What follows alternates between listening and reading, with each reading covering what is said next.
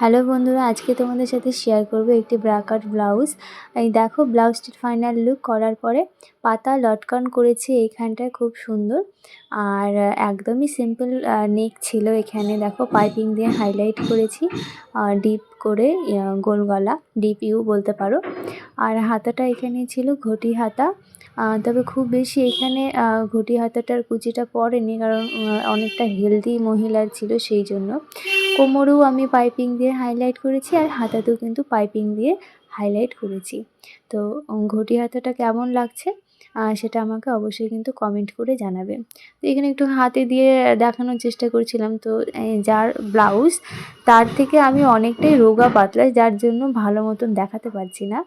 আর এই দেখো সামনের পার্টটা, এই যে দেখো কাপগুলো কত সুন্দর হয়েছে, বেশ ভালো ফিনিশিং হয়েছে। আমার তো ভালো লাগছে। এইবার তোমাদের কেমন লাগছে তোমরা আমাকে অবশ্যই কিন্তু কমেন্ট করে জানাবে। আর ব্লাউজটির আমি টোটাল স্টিচিংটা কিন্তু শেয়ার করেছি, তোমরা কিন্তু সেই ভিডিওগুলো একবার দেখে নিও। আজকে এই পর্যন্তই, টাটা।